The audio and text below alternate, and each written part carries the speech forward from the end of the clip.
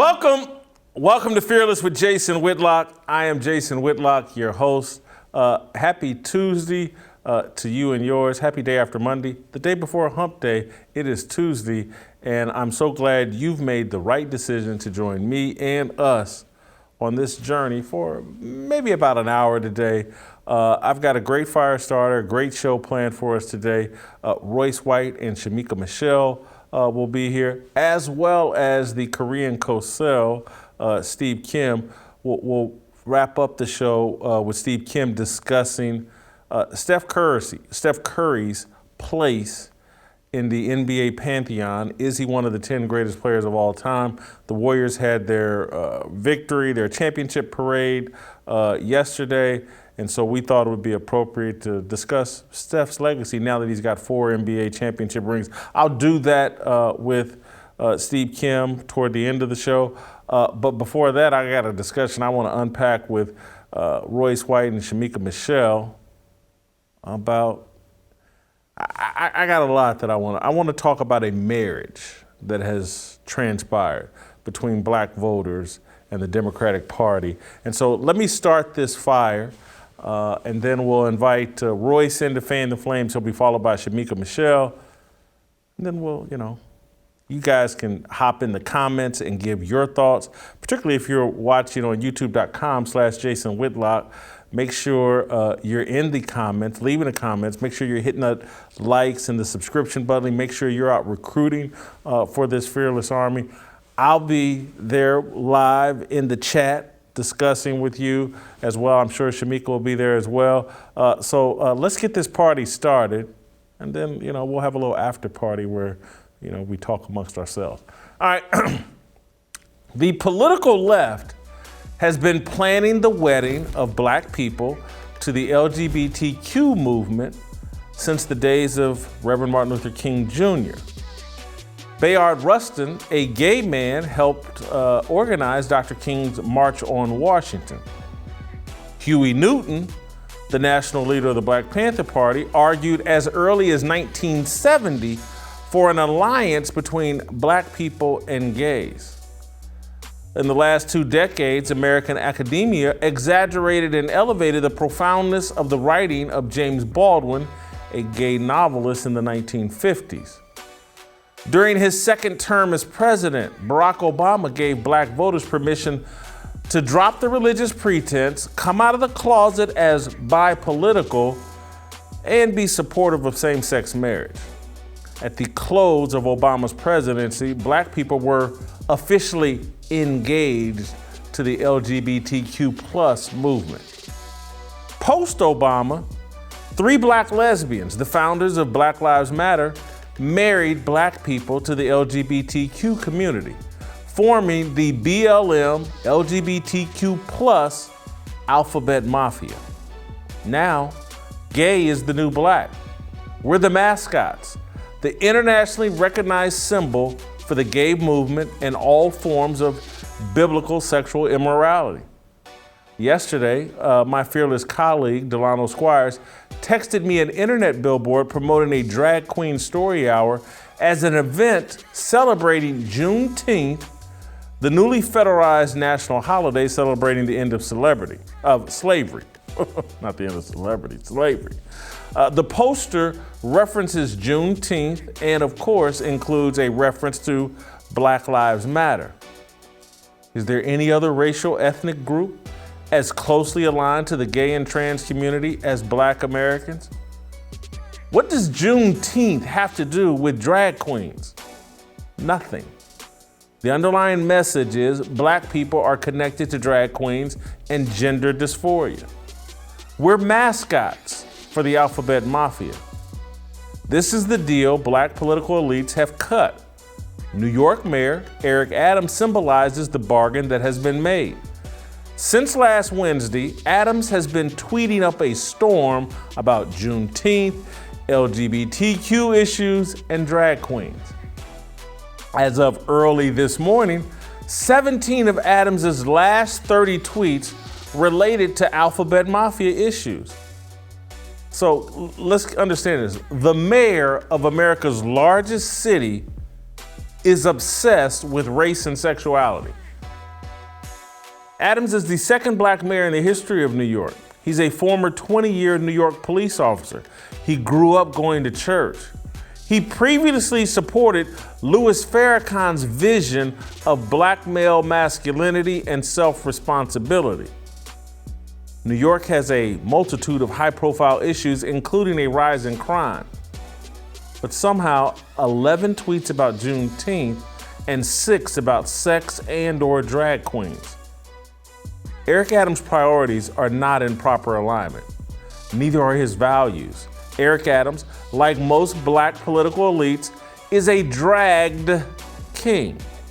His allegiance to leftist ideology has dragged him away from his values. Here's the tweet that kind of got me started. I think this was on Wednesday when he tweeted this out. Drag storytellers and the libraries and schools that support them are advancing a love of diversity, personal expression, and literacy that is core to what our city embraces. That was kind of at the beginning of his tweet storm about LGBTQ drags and Juneteenth. Black people are locked in an unholy political marriage. We swore matrimonial vows to a movement that directly contradicts biblical values. You guys remember, you've been to a wedding, to have, to hold, from this day forward, for better, for worse, for richer, for poor, in sickness and in health, until death do us part. Well, let's go look at the scorecard. In general, we're financially broke, mentally and medically sick, and dying in the womb, at the hospital, and in our communities. The marriage to progressive ideology and secular values is killing us. We've had to abandon everything we say we believe to remain loyal to a political ideology that has not improved our condition. The political left define who we are and what we believe. The regime now requires us to serve as the mascots for gays, trans, and drag queens. I'm not homophobic, but I'll never support men dressed as women reading books to school children. That's grooming. I'll never support biological men competing in sports against biological women. It's not fair to women or girls. I'll never support surgeries or puberty blockers that stop young girls and boys from developing naturally. That's abuse. I'll never support same-sex marriage. It's inconsistent with what's taught in the Bible, no different from how my previous promiscuity made me an inappropriate candidate for marriage. I'm a Christian. I'm not going to abandon what I believe and join a movement that violates my beliefs because a narrative has been spun that puts us in direct opposition. A narrative has been spun that opposition to leftist values is anti-black. I'm not wearing the clown suit the left has stitched for black people.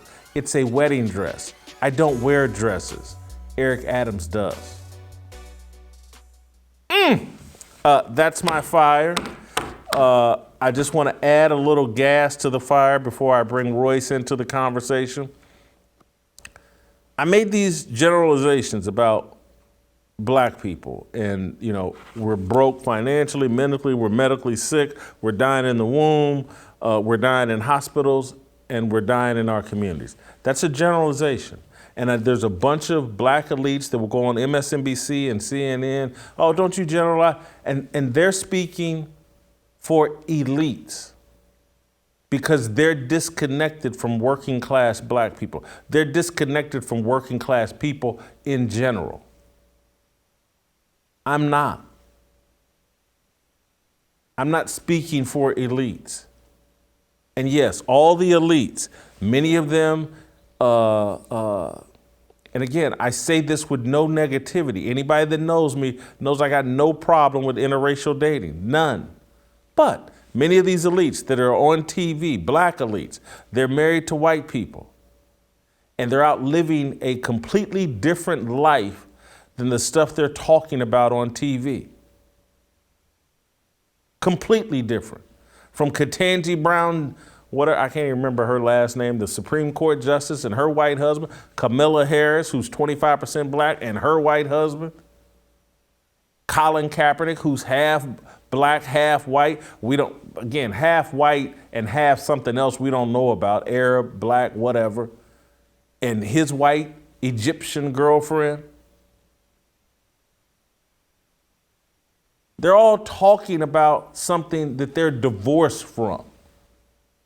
And I'm not saying all of them, they've all been bought and paid for and don't understand the reality that they're selling you and working class people down the drain, down the toilet into a life that will never be prosperous by attaching you to this progressive leftist ideology that does not serve you and does not improve your life. And then they'll demonize someone like me who has stayed true to his Christian values that get framed as conservative, but they're just Christian values. I've tried to stay true to them. And again, am I a sinner? Hell yes. Hell yes. And I don't say that bragging. I'm just saying that in being honest, because I don't want anybody that knows me in a real way to be like, well, hold on, man. I used to hit the club with Whitlock. I know his ex-girlfriends. I've been to Vegas with Whitlock. Again, I'm a sinner, but I held on to my values even while doing a lot of debaucherous stuff. But as I applied my Christian values to my life approach, and it's helped me to attain some level of success and certainly self-sufficiency, self-responsibility, and the ability to help myself and others in my family. And all I'm trying to do is turn back around and tell people, this is what I did, this is what you need to do, adopt these values, fall in line with the values consistent with American culture and tradition, and you too can make it in this world. There are values taught through Christ, through Christianity, that render racism powerless. It will make people that may not like you and at least respect you and be willing to work with you and be willing to promote you, employ you, loan you money, invite you over to their house, live next door to you. But if you want to adopt all these progressive values and all of this immorality that goes along with progressivism, there will be people, black and white, who won't want to employ you, who won't want to promote you, who won't want to live next door to you, who won't invite you to their house because they don't want to be involved with that BS. They don't want to be involved with that lifestyle that leads to poor conclusions. It's no different. I used to get mad because, look, I'd holler at anybody back in the day. In my more secular life, I guess, or more sinful life, I would holler at anybody. But if a woman told, I don't do fat dudes, I wouldn't get offended. She got a right to be like, hey, I don't do fat dudes. She has a right to say that and to have those preferences and tastes. Just like people have a right to say, hey man, if you're gonna bring that garbage lifestyle and mentality to my neighborhood, I don't want you in my neighborhood. I don't want baby drama mama or baby mama drama in my neighborhood. I don't want my neighborhood filled up with single mamas with kids that aren't properly supervised. That's not racism. That's a preference.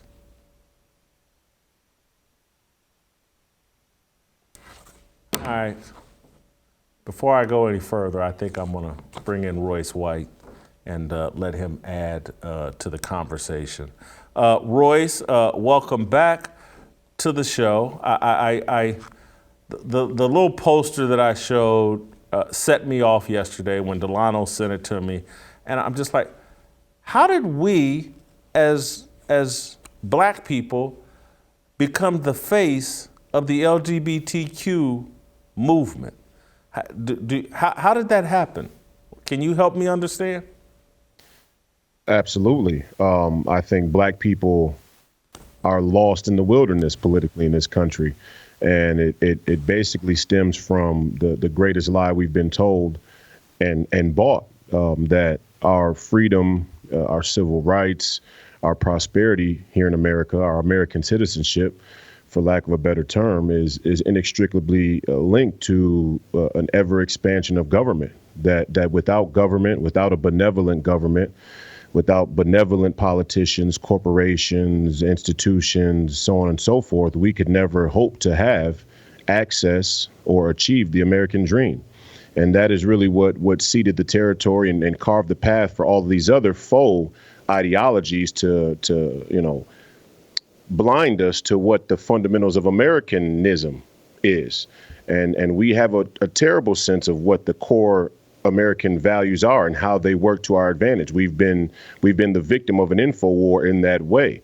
And your American citizenship at bottom fundamentally suggests that nobody is charged or mandated with the security of your freedom or your American rights. You, as an individual, are charged with your own security and freedom. And because of our history, we were kind of phased from not having access or equal access to American rights in the beginning.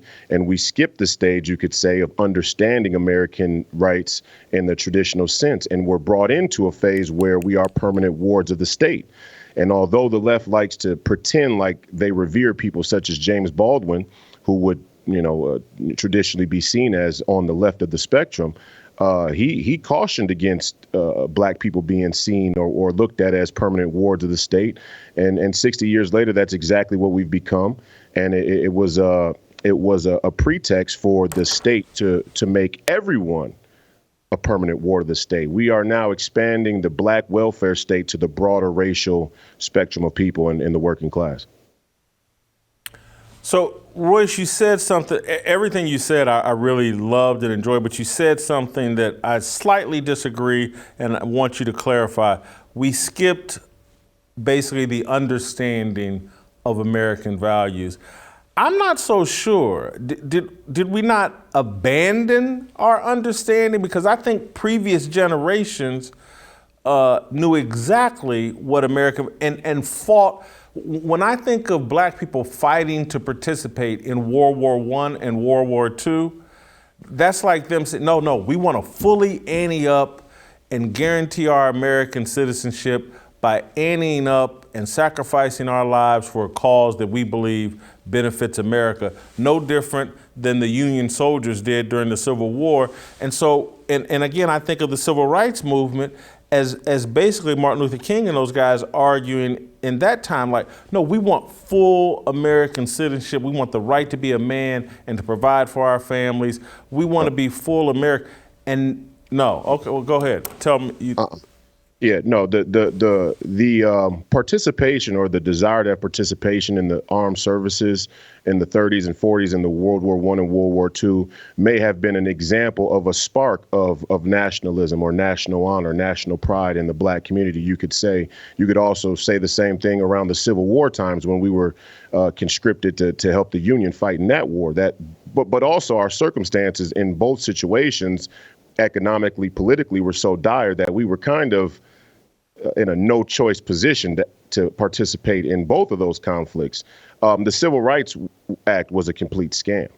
The Civil Rights Act was the ushering in of us becoming permanent wards of the state. And that in no way was an example of us embracing a traditional American core values understanding, because a core values understanding would have went more along the lines of a Malcolm X, who at the time wanted a separation between Blacks and whites.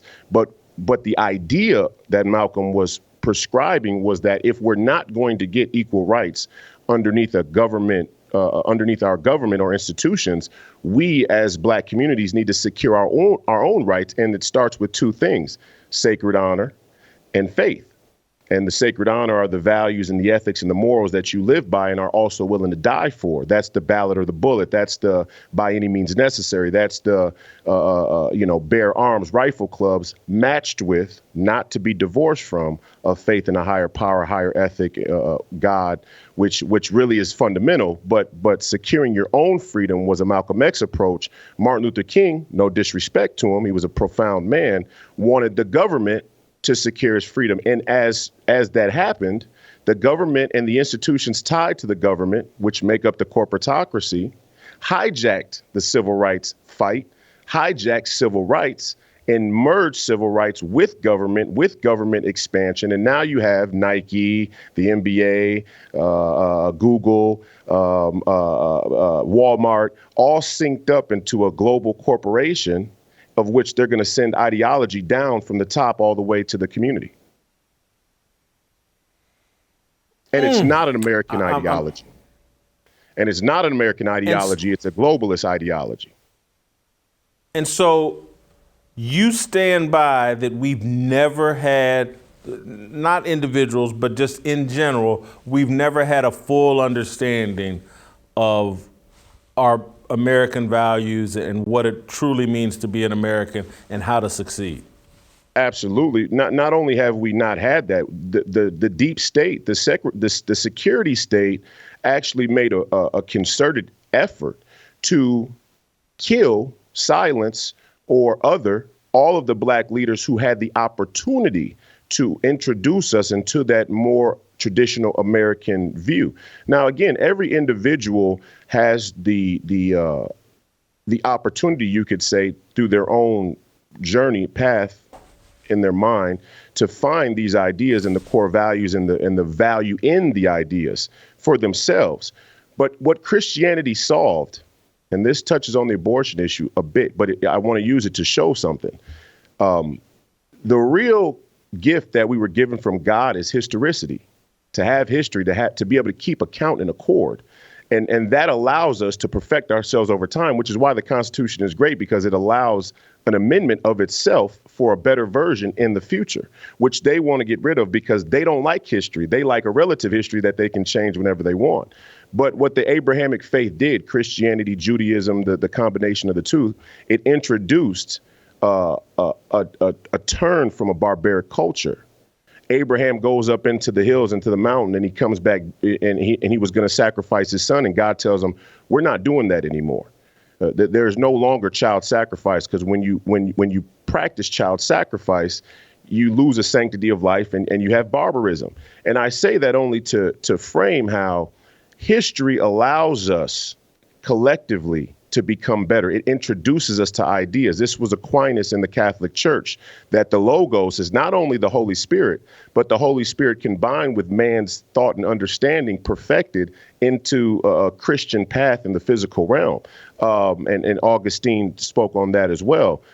So not only did we never have a time where we fully understood and embraced American values or core American ideology, but it was actually subverted in black communities intentionally by the security state at times. So I'm going to hammer this or ask this one more time, because I'm sitting here, you're giving me, as you always do, a lot to think about in real time. Frederick Douglass, Booker T. Washington, these guys were both seen as the leaders of the black community during their time. You don't think, and again, as the leaders, they didn't have an understanding and didn't promote black Americans to fully embrace American citizenship and the values that lead to success in America? Frederick Douglass, absolutely. And there have been a few black leaders throughout history who understood it. My point is that there's been a concerted effort by the institutions that preside over us to keep that understanding from the broad spectrum of black American citizens. That's the thing that the establishment, the globalist establishment, fears the most, maybe, in the entire world of politics, is for a strong contingent of black people to embrace and understand their American citizenship and then be willing to fight, die, vote, and purchase according to it. And that, so, Frederick Douglass is only tacitly revered as a hero in any depiction of political framework in race. I mean, yes, his image is there, but they hijack his story and they make it seem like it's some leftist, progressivist, iconology, and it's really not. He was as American as it gets, and he was Christian. You could tell by the way that he spoke and the things that he said, but they never acknowledged that. And so ex post facto, you can tell how they disregard the true American black leaders like Frederick Douglass in the current. But even back then, they were pretty quiet, I would say, on just how profound Frederick Douglass was and the meaning and intention of his words. We've been infiltrated, right? We've been infiltrated by communists since the late 1800s, you could say. I mean, so, this thing is a 150-year war that's taken place with the security state, global governance, and many other institutions. So, and again, I'm just because I find this fascinating. Booker T. Washington, I'm a huge fan. I love the whole cast down your bucket. I thought he got it, understood it. I felt like my father's life was patterned after, and I'm not even sure if my father understood the Booker influence on him. But again, the whole mentality of like, hey man, you can complain about this, that, and another, but you're better off doing for yourself and building something for yourself right now where you stand, cast down that bucket. And that's the actual path to the American dream. And that's why he founded schools, businesses, and all of that. And he, to me, they used W.E.B. Du Bois and others to discredit him and like totally. High schools all around the country and black communities were named after Booker T. Washington, and now they've disgraced his name or portrayed him as a guy that made peace with racist white people, and basically all he did was tell black people, man, quit worrying about them and do for yourself, and trust me, it's all gonna work out.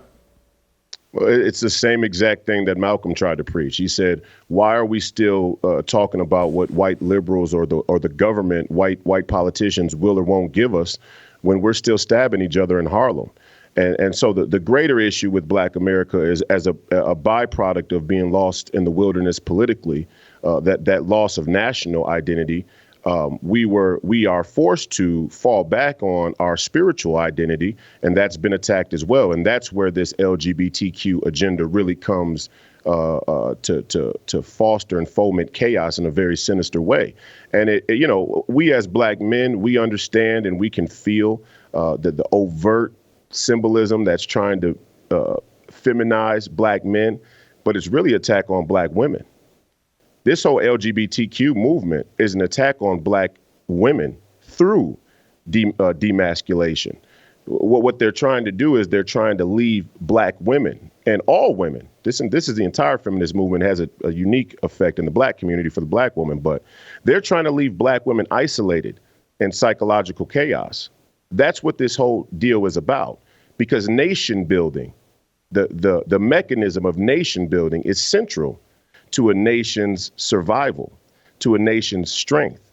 And if you can misappropriate gender, if you can disincentivize childbearing or childbirth, you have fundamentally attacked a nation at its most bottom root.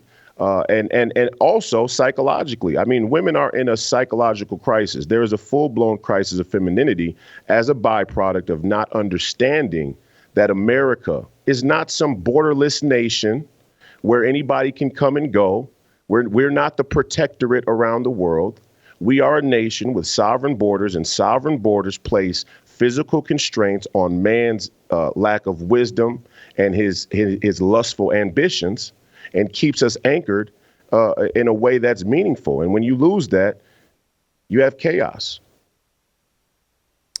So what is your reaction to my contention that, and it's not even a contention, my statements about from MLK to Huey Newton to Barack Obama, there's always been this LGBTQ connection.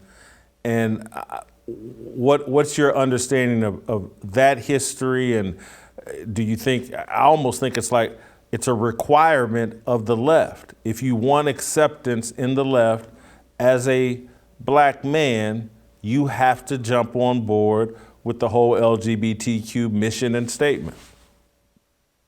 I think you're 100% spot on. The LGBTQ movement has always been laying in the shadows, and now it's completely out of the shadows. And its intentions are, the intention is to use black people as a stopgap. All of these black folks believe that all of these organizations that want to pair up with our history and our fight for civil rights have some deep affection and love or sympathy for black people. But that's not the case. The true mechanism is we're going to ride black people into a new age of society where there is no more race. And in it, you'll actually lose your own history. Again, because history being relative is a key component for tyranny to run amok. And the LGBTQ right now is activating one of the biggest cultural political coups in human history. And the coup is there is no more black. We're all just omnisexual, right? And if we proliferate a sexual culture enough, then it broadens the tent to where everybody either identifies as omnisexual or they're sympathetic with the omnisexual identity because of familiarity with somebody in their immediate community, family, friends, college, roommate, whatever the case may be. So it's just a way to expand identity as a stopgap to expand governance. You've made an argument that I've made the last few weeks that the great replacement actually is the LGBTQ, that is going to, the black voting base will no longer be important. The LGBTQ voting base, which is rapidly growing. We've seen Bill Maher talk about what now 20% of these kids are Generation Z are saying they're gender fluid or trans or bi, anything other than heterosexual. And I see it like as a strategy of the left that, because just what you said, like, let's say you're not LGBTQ, but your child is. That's going to make you sympathetic to the LGBTQ movement and think you need to hop on board with that political movement for your child's salvation. Absolutely. Well, and the real question is, how can we have a real head count of who's LGBTQ and who's not at this point? But not only is the identity blown out to a place that makes it hard to comprehend or pin down what any of this really means, the other clear signal in the noise is that our education system, all the way down to the elementary level, and parents alike, are so indoctrinated with this LGBTQ movement that they're pushing LGBTQ-ism on young people. So, getting a head count is almost impossible. And this is the point. And so, I talked about, like you're saying, the replacement theory and the people who have real historical basis for some grievance and should have that national honor and sacred honor lose it in this chaos. The other problem with this whole deal is it's a diversion.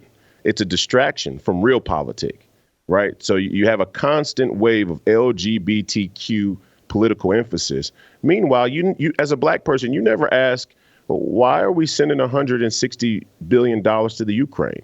Or what happened to the $6 trillion that went to Afghanistan, of which a portion was for us to try and push LGBTQ left politics on the Afghani people.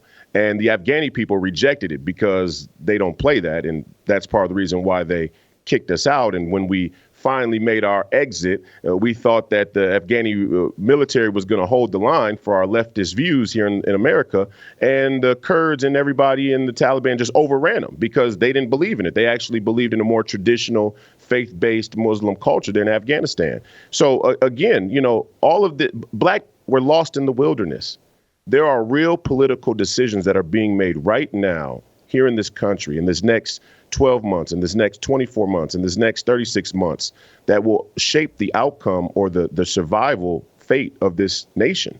And the fate of this nation for the people who we voted for as black Americans have no interest in our survival as black people.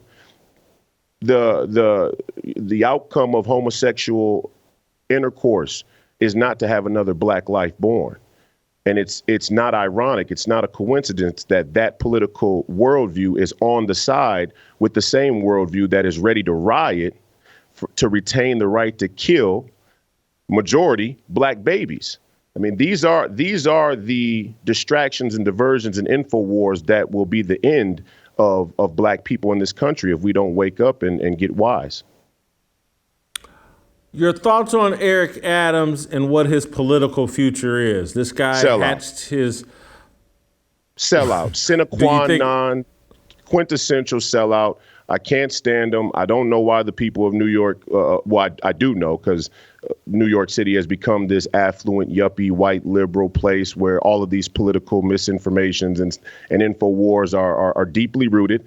And here's the thing, and I talked about the Afghani culture, and I think this ties to this. Faith-based culture puts the contemplative at the center of your life, okay? This radical materialist culture puts you in a rabid consumer mentality, and it makes it necessary for you to get your politics and worldview with French fries. You have to get it on the go. And there's no symbol of that greater than New York City. New York City is an ongoing rat race to try and climb that radical materialist ladder. And in that, of course, you're going to pick up the New York Times, which is a complete Marxist newspaper, and read whatever it is they tell you. If they tell you that white supremacy is on the move and Steve Bannon is the progenitor and Royce White is the new darling and Adams is your savior, you almost have no choice to believe that unless you have a contemplative faith-based lifestyle. And they've eradicated from that because you can't survive in New York City barely with a faith-based lifestyle. And that is the real sin of modern capitalism. And it has allowed for black sellouts, black bourgeoisie elite sellouts to walk around with black skin and pretend like they protect the interests of black people while they sell us out at every turn. The thing I don't like about him is that I think he's perfectly intentionally packaged. He's former cop. He's masculine. He's like a symbol to a dog whistle to other black men to like, hey, look, Eric Adams has jumped on board with the whole LGBT movement. It's safe for you to do it as well, and it's a thing to do. Look, he's the mayor of New York. I think the Democratic Party has plans for him that go beyond New York City. Absolutely. Yeah, I mean, people who are great at manipulation and info wars are going to continue to mold and craft the false idols and props that they put in front of us to appease our desire, to appease our want for familiarity, for trust. This is American. This is where our understanding of Americanism has gone astray, right? In our conditioning to have this radical materialism, we've given away our security. We've given away our freedom for security and materialism is what I meant to say. And, part of it is we want to believe that the people who are in charge know what they're doing and have our best interests so we can continue to jerk off. That we become a jerk off society. We become a jerk off culture.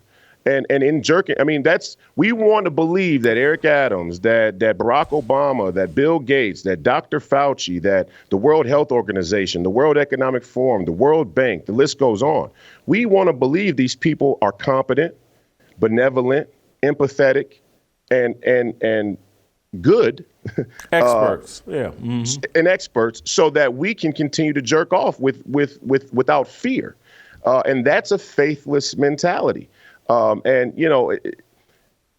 My problem with Adams and my problem with all of these black bourgeoisie sellouts is that they understand fully. There are some black people out there, like people in my family who are just working class, blue collar people that watch CNN and don't really know any better.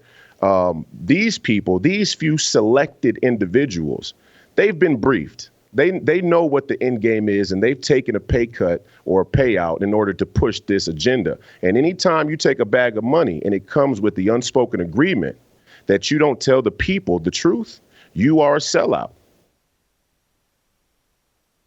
Royce, I'm not going to call it your best work because I don't want to disrespect what you've done previously, but this was great work.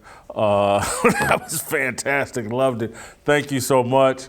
Have a great rest of your day. I want to tell you guys about Preborn. This is not a commercial. This is not another endorsement. This is life or death. Here at The Blaze, we're building a village of Blaze babies with a goal of rescuing 50,000 babies from abortion. Let me tell you a little bit about Preborn and how they have rescued over 188,000 babies' lives. When a woman, under pressure to abort her baby, meets that baby and hears the precious heartbeat, it's a game changer because 80% of the time she will choose life. Preborn clinics are located in the highest abortion areas in the country, standing strong for mothers in crisis and introducing them to the beautiful life growing inside of them. Would you join us in rescuing preborn babies? It's one of the most important things you can do, helping to preserve these precious lives. One ultrasound is just $28, or you can sponsor 5 ultrasounds for $140 and save 5 babies' lives. All gifts are tax deductible. To donate securely, call pound 250 and say the keyword baby. That's pound 250, keyword baby, or go to preborn.com/fearless. That's preborn.com/fearless. Let's do it. Let's save babies' lives. There's a reason I try to get you all wound up with my fire starters, because I want to provoke you to do the right thing. I want to provoke you because I want you sitting there thinking, well, what can I do? How can I help? How can I help? Preborn. That's how you can help. That's how you can be a good, fearless soldier, support organizations like Preborn that are out doing the work that needs to be done to save babies' lives. All right, Shemeka Michelle, we're going to continue our conversation about dragged kings and Eric Adams. Next.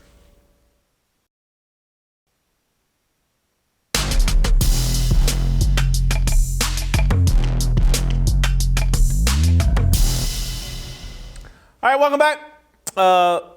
Time for some more She-moke show. Shemeka, let's roll out to North Carolina and bring in Shemeka Michelle.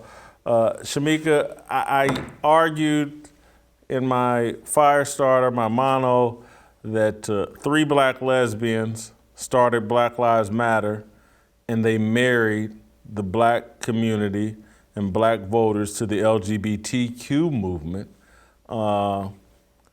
What say you about Black Lives Matter marrying us to the LGBTQ movement?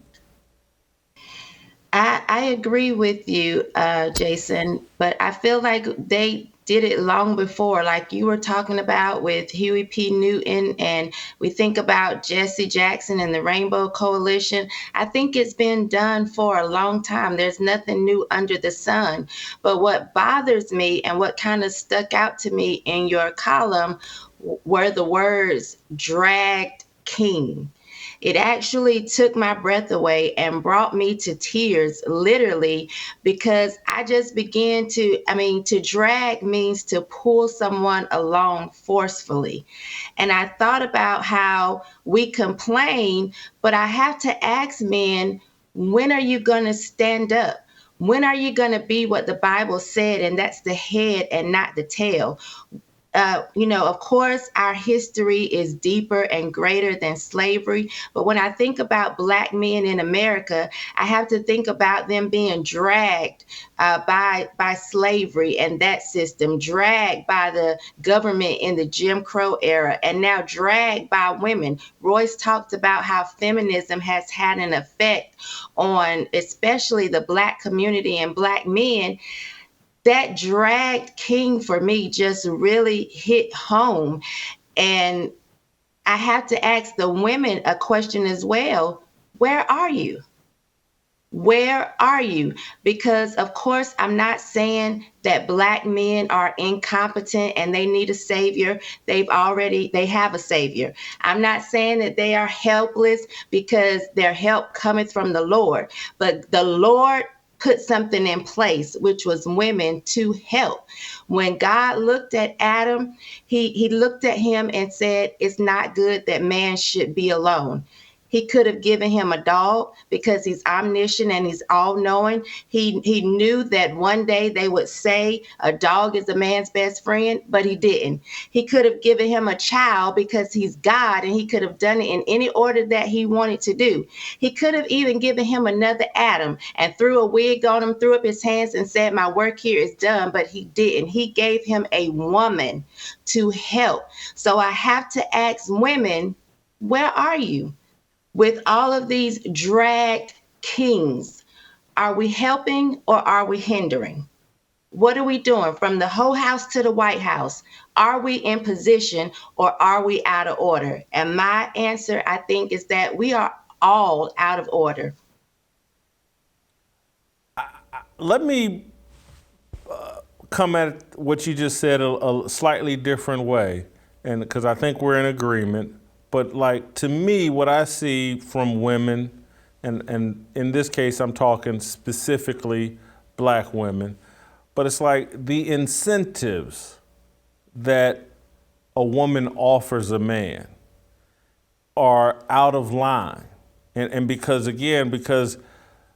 there's something about a man that, or most men, that special place between a woman's thighs is his greatest incentive, or it competes with nearly God and everything else, and it's like the incentives to get to that place now are basically to fall in line with the matriarchy. Let the woman dominate, let the woman be the leader, feminize yourself, and we will give you access to that very special place. And that's where the incentives are wrong. And it's like a masculine man, a man that wants to be a leader, he's not getting those incentives. And to the point, again, because I just sit here and I just ask us Black men and just Black people in general, and again, it's not to denigrate but just to ask, like, are we in line just biblically with what we say we believe, that 3 lesbian women could start a movement and we all hopped, or all is a strong word, but many of us hopped on board with Black Lives Matter. They didn't lie about who they were and what they were committed to. Lesbians, trained Marxists, they acknowledged all this. And we just hopped on board? We just, and so clearly the incentives they're offering men forbid them from getting to that special place that men like to get to. And so, and I'm looking at us as men, we hopped on board with that. Like, here's 3 women that say, no, you have no access to whatever it is you're looking for from me. And we're starting an organization, but we think so little of you and you're so stupid and shallow, you'll hop on board with the movement we're starting that is actually dragging you away from all of your beliefs and values.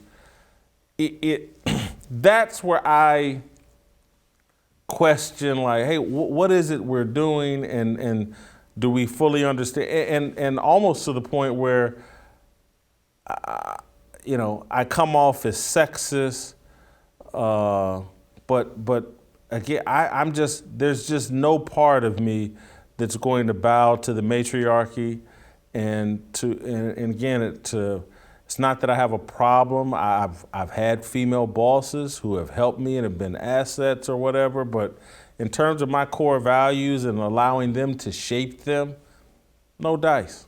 I'm gonna go to the Bible, and I'm gonna go to some religious elders, and elders by nature of the Bible have to be men. That's gonna be my path moving forward. Anyway, I don't even know if I have a question. I'll just let you respond to that.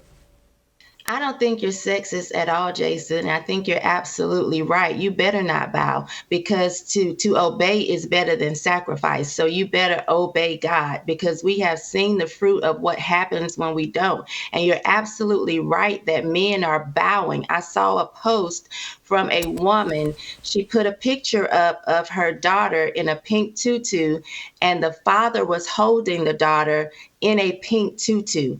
And she said, it's a great feeling to see my daughter fall in love with the man that I fell in love with. This man is in a pink tutu, but this woman is praising him because to her, this is like love. This is what should happen. Your man is bending over. We talk about buck breaking. You've heard that term for years, but you're actually assisting in breaking this man who is supposed to be your protector, who is supposed to be the head, who is supposed to be the leader of your family, who is supposed to be the provider. You're aiding and assisting him in being feminine and effeminized in front of the world. It's error, it's wrong, and we see what has happened when men have bowed down to women, and it's time. Again, when are you going to get tired of being dragged? It's you have to stand up and put your feet flat-footed and say no more, because it's obvious that women are not going to take their rightful place until men take their rightful place. And you have to just say, it might be good, but you're not good for me if you're not doing what you're supposed to be according to the Bible. You're not being to me who you're supposed to be. That's not the right woman for you. If she's not the Eve to your Adam, you need to turn around and run. So, Jason, I totally agree with you. Do not bow. So the latter part of my column, Mono, gets into how, okay, we're being dragged away from our biblical worldview. We're being dragged away from our religious beliefs, that this marriage to the alphabet mafia separates black people from religious beliefs. And that, it's so obvious to me that it has done that, this marriage with the LGBTQ and the political left, that you have to abandon all your religious beliefs. But we do it under the pretense of, well, the other political side doesn't like us. And I don't think that they don't like us because of our skin color. I believe that the other side doesn't like us for the same reasons I'm objecting to. It's like this culture that you have adopted. I don't blame people that say, hey, look, I don't want to live in a neighborhood where all the kids are unsupervised because the single mama ain't got, or the grandmama that's raising them ain't got control. I don't want to live in a neighborhood where everybody's playing music that celebrates the N-word, celebrates drug use, celebrates crazy, irrational sex, celebrates violence and drug dealing. Again, and I know music is rebellious and there are rock and roll songs that celebrate sex and all that other stuff, but let's don't lie to ourselves. Ain't nothing more debaucherous than hip hop. And nothing is more denigrating than hip hop. And so I don't blame people for saying, some of this stuff is so over the top satanic. I don't want to be involved with it. And the whole abortion issue and things like that, it's like their values and the values that we have chosen to adopt in order to remain loyal to the left makes people be like, I don't want to be bothered. And I'm one of those people, Jason. I don't have an allegiance to my skin color where I'll actually put myself in an uncomfortable position or live a certain way because somebody is the same color as I am. The people that are my mother, my sister, my brother are those that actually follow Christ and live a certain way. So it doesn't bother me to actually be, called a bigot or whatever, because I don't want to associate with those type of people. And yes, Black people have walked away from their religious values, regardless of what it is, whether it's Christianity, whether it's Islam. They have walked away from their religious values to cater to the left or to be a part of the left. And the scripture says that you're drawn away by your own lust. So you have to then ask yourself, what's your lust? Is it materialism? Is it power? Is it, wanting to be liked by people instead of pleasing God? What is the lust that is driving, pulling you away from God? Because nobody has a gun to your head. You're drawn away by your own lust. So what is that? And I think people need to sit and figure that out. If the LG, and that's all I'm acknowledging, is pulling you away, you're drawn away by that lust, you really better check yourself. Shemeka, thank you so much. Great job as always. I'm going to keep it moving. Take care of a little business here. I want to talk about a new sponsor, Nugenix. As I was in a conversation this morning with one of my best friends from high school about the little aches and pains and just how you feel different as you get older. We're now in our mid-50s, firmly a part of the older generation. And I'm sure many of you are feeling a little less like your old self. It's not your fault. As men age, our body naturally loses free testosterone, the man hormone. Wouldn't it be nice to get that winner's edge again and that old swagger back in your step? Nugenix Total T testosterone booster with testofen will help you turn back the clock, re-energize your workouts, get you better results at the gym, and help you look and feel like the man you really want to be. Nugenix Total T is the #1 selling testosterone booster at GNC. Because Nugenix Total Boost free testosterone that the aging process robs of you'll feel stronger, leaner, and more energy and drive and more passion too. Your partner will notice the difference. Nugenix Total T can help re-energize your life and help you get back the powerful, confident, good-looking warrior you used to be. Now get a complimentary bottle of Nugenix Total T when you text FEARLESS to 231-231. Text now and get a bottle of Nugenix Thermo, their most powerful fat incinerator ever, with key ingredients to help you get back into shape fast. Absolutely free. Text FEARLESS to 231-231. It's free. A bottle is free. Fearless soldiers. All you got to do, text FEARLESS to 231-231. And you get to try this stuff for free. All right, don't go anywhere. Steve Kim, we're going to talk a little Steph Curry. Next. Yeah, 모두 다 빨리 박수 쳐 기다리지 말고 서둘러 Reason that I'm back is to feed you raps and I see that you are 배불러 So fly All right, welcome back. Let's lighten things up, talk a little sports with my favorite sports broadcaster, the Korean Cosell, Steve Kim. Steve, the Golden State Warriors had their championship parade yesterday.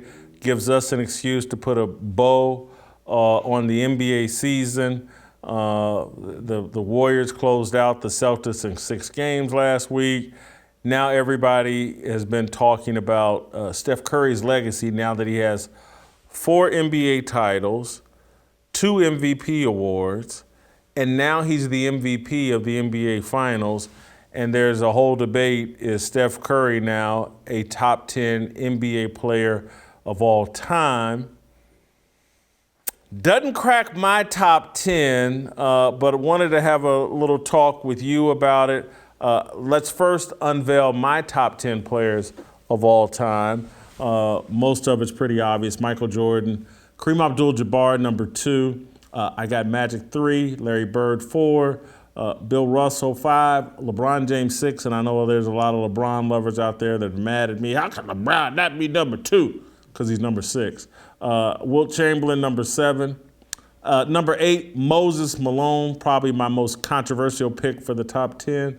Number 9, Tim Duncan, and number 10, Kobe Bryant. Steph Curry does not make my top 10 as of right now. What say you? I don't necessarily disagree, but there's a caveat to this. This thing is very fluid as it relates to Steph Curry. He might have another championship run or 3 left in him. I've got to give the Golden State Warriors that organization a lot of credit. They have seamlessly added components and complementary parts that have really aided this dynastic run, if you want to call it that.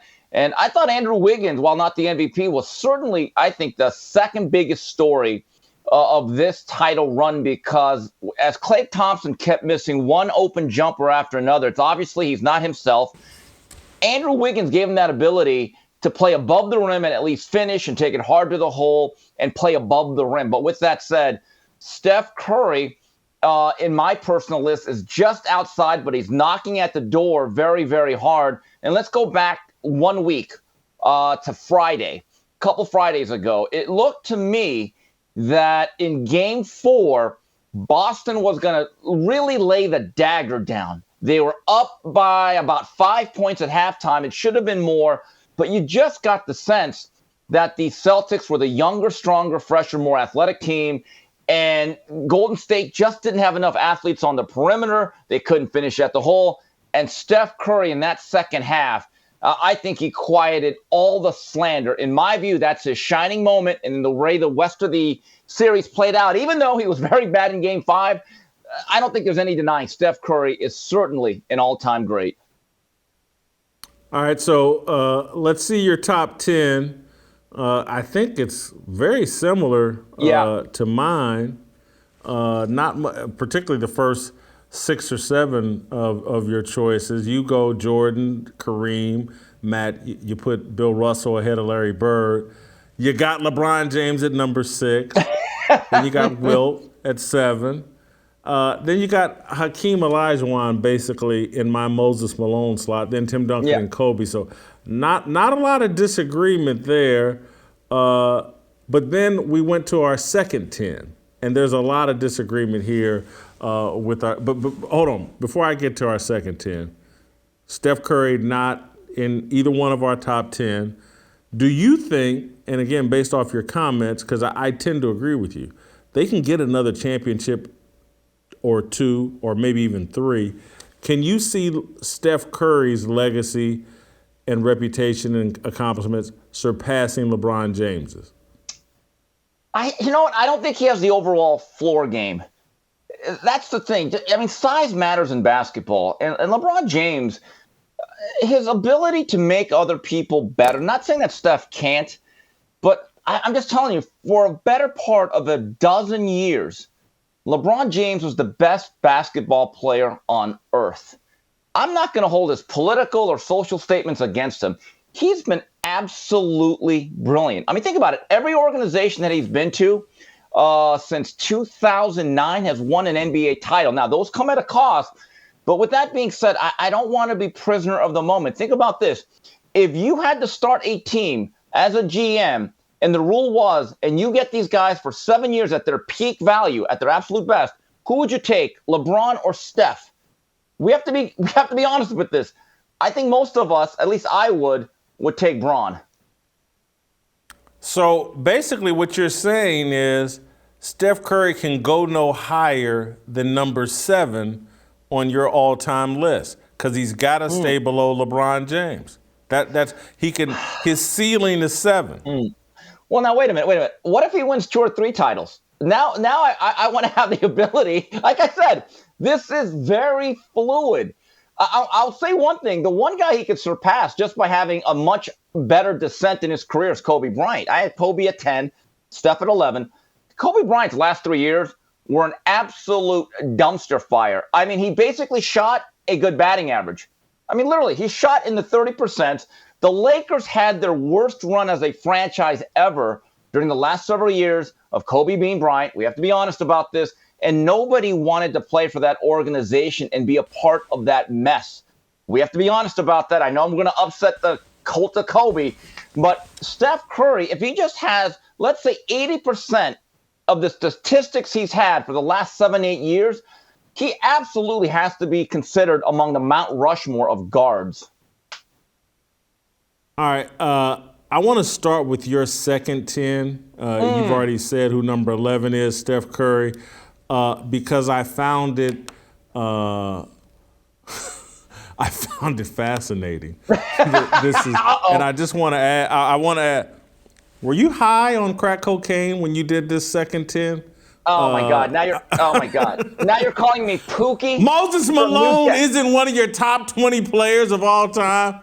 Okay, I love Moses, but at the end of his career, it was like Barry Bonds. He was on a team every year. I don't think his career ended up that great. I'm going to say this. I deserve 50 lashes for not including Jerry West and Karl Malone. I will throw myself under the bus on that. I wasn't high. I was just drowsy. I'm on Pacific time. I just came back from a trip. Give me a break. But the one guy that's really shaky on anyone's list is Durant. And it's going back to Curry real fast. How bad does KD look? Let's go back 2-3 years. When KD left, I think they lost to the Toronto Raptors. Everyone was injured. And everyone said, oh, my God, now KD's going to be the number one. He's going to lead Brooklyn to great things. And it's over for Golden State. Well, fast forward to 2022. Kevin Durant's probably on multiple burner accounts sticking up for himself. But right now, in that divorce, it is Steph Curry that really upgraded here. Okay, so you were driving while doing your top 20, and that's your excuse for not there. Well, I was drowsy. Hadley wakes me up early. Come on. Yeah, I could. Your second 20 was like, holy cow, or your second 10, Steph Curry, Oscar Robertson, Shaq, Julius Erving, Isaiah Thomas. Charles Barkley is on this list ahead of Karl Malone and Moses Malone. I love Charles Barkley, but come on, man. Moses Malone was a 3-time MVP. All right. Let me just stick up for Sir Charles. People forget how good he was. This guy's a 6'4", undersized power forward who was every year in his prime among the leaders in rebounding. Not only that, he's one of the few guys that could get the ball amongst the big men, rebound on the defensive side of the floor, take the ball up by himself and take it end-to-end like Bobby Orr and throw it down. And then later in his career, extended his game where he could actually shoot three-pointers. Let's not confuse him for the Malays of Philadelphia the last couple of years where he was disinterested. He had a great run with Phoenix, and if it wasn't for a couple of key shots here and there, they could have beat the Bulls. He's one of the most extraordinary basketball specimens that ever existed. Again, a 6'4" power forward that did the things he did. I actually think he's underrated. Steve, if we were putting together a list of NBA players you would want to go watch, Barkley would probably make my top 10, if not top 7. But again, and I love Charles Barkley. I consider Charles a friend. But Moses Malone's a 3-time MVP. He won an NBA title. Karl Malone, MVP, appeared in 2 NBA finals. Second all-time leading scorer, I think, right after Kareem. Yes. Does he still have second after LeBron? I don't think it's past him yet. And so, I mean, we're going to drug test you if you come out with another list, anything like this again. Here's my second 10. I got Shaq, then Steph Curry, Hakeem Olajuwon, Oscar Robertson, Julius Erving, Karl Malone, Jerry West, Isaiah Thomas, Kevin Durant, and then Elgin Baylor. And I agree with you. Kevin Durant, I don't know how good I feel about because I think this last Warriors title kind of exposes him a bit.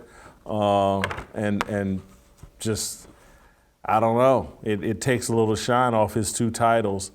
He would have been better off just staying in Golden State and collecting championships. And Jason, the other guy that was really difficult for me to leave off because I have an immense amount of respect for him.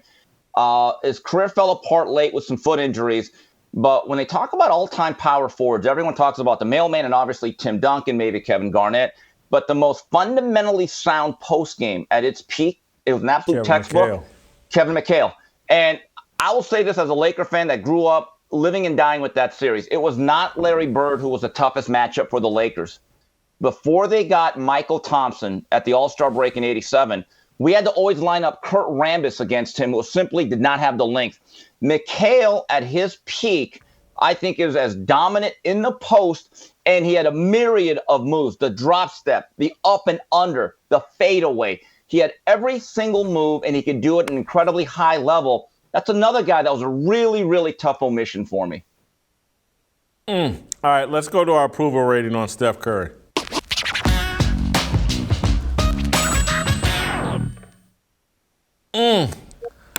And thank you for the update. LeBron is number 2 in all-time scoring. He surpassed Karl Malone. But let's go. We're talking approval rating for Steph Curry. Job performance.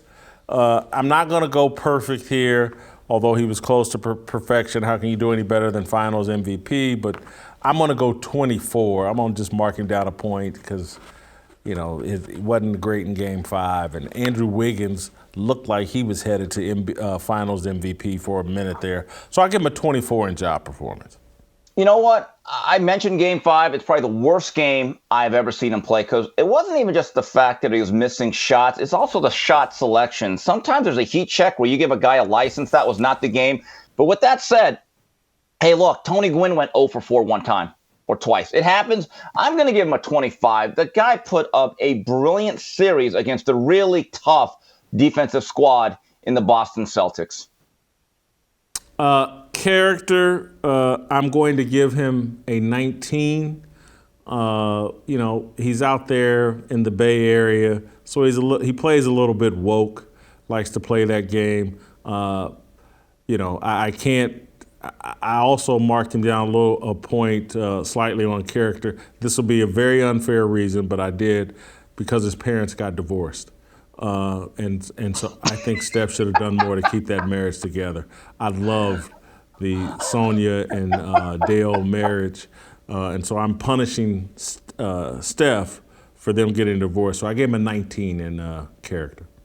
Okay, first off, it's a little unfair, but basically the rebounds of both parents have been very interesting, by the way. But anyway, I give him a 20. I like Dale's rebound. I like Dale's rebound. Yeah, a lot of people were trying to knock her. Yeah. He rebounded like prime Moses Malone. There's no doubt about it. And look, here's the thing. The fact that Steph has been able to be the nucleus along with Clay, but he's really the number one guy, and then was so gracious in seamlessly putting in Kevin Durant and letting him have like the 1A spot and he be 1B, I thought said a lot. And I don't think he's gotten all that political. I mean, it's almost impossible out there in the Bay Area. I'm going to give him a 20. So authenticity, I'll give him a 20 here. I think he's as authentic as you can possibly be while working in the Bay Area and working that close to Silicon Valley. But just based on location and geography, I got to go. I can't give him a perfect score, so I'll give him a 20. He's about as authentic as you can be in the Bay.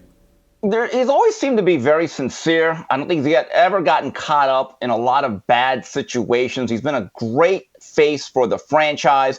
Hard to knock him. I should probably go higher on this, but yes, like you, Jason, I also gave him a 2-0. You know what, Steve? I've noticed a pattern with you.